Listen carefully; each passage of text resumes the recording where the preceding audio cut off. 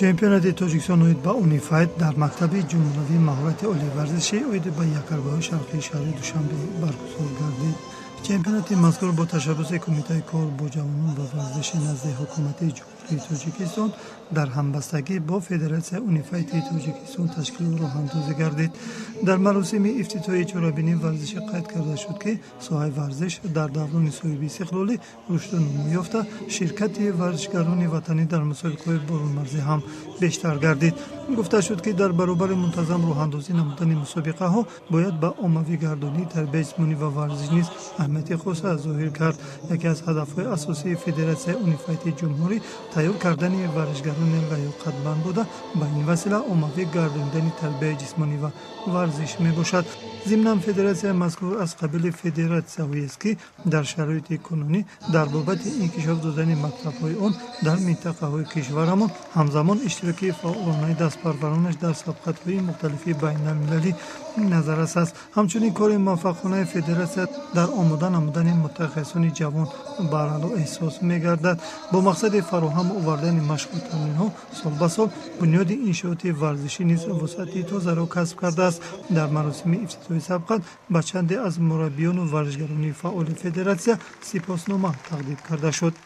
имсол барои мо бисёр як соли боварор буд, ки мо ҳам дар мусобиқаи осиёӣ ва ҳам дар чемпионати ҷаҳоне, ки аз санаи 25 то 30 ноябр дар шаҳри Сарату Федератсияи Русия баргузор гардид, дар он ҷо иштирок кардем ва сарбаландона тавонистем, ки як медали тилло 4 нуқра ва 4 бурҷинҷӣ ба даст биёрем, ки барои федератсия дар соли 2025 бисёр соли боварор буд.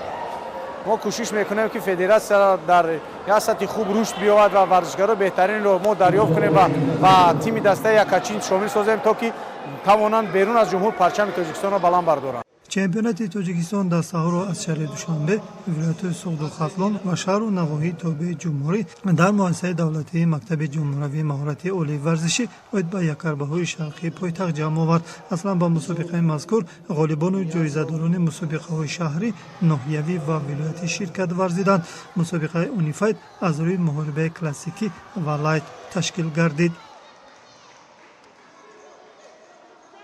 14 сомон шавад дар ноҳияи ёбон дар ин намуди варзиш ман тамрин менамоям.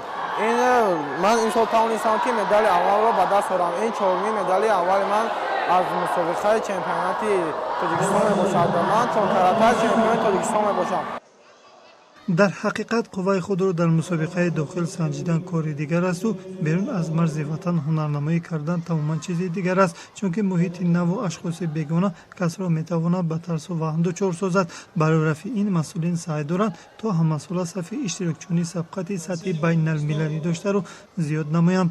дар баробари бузургсолон хурдсолон ҳам имкони санҷидани қувваашонро дар чунин мусобиқот пайдо карданд. ман ҳамагӣ 8 медал дорам ва 5 то якум дорам, якта севум, якта дуюм. ёдовар мешавем, ки чанде қабл дар шаҳри Саратови Федератсияи Русия чемпионати ҷаҳон оид ба Унифайт баргузор гардид.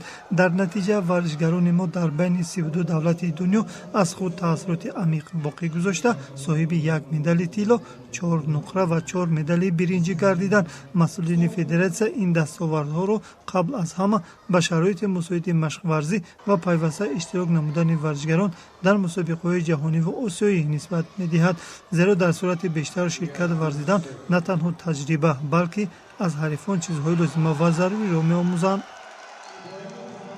устоди ман Каримов Алишер, ман бо ин тайёрӣ омадам дар ин мусобиқа, мехоҳам ки чемпион шавам. бар асоси натиҷагирии узви ҳакамон, ғолибону ҷоизадорон муайян шуда, дар вазъияти тантанавӣ бо медалу диплом ва ҷом қадршиносӣ гардиданд.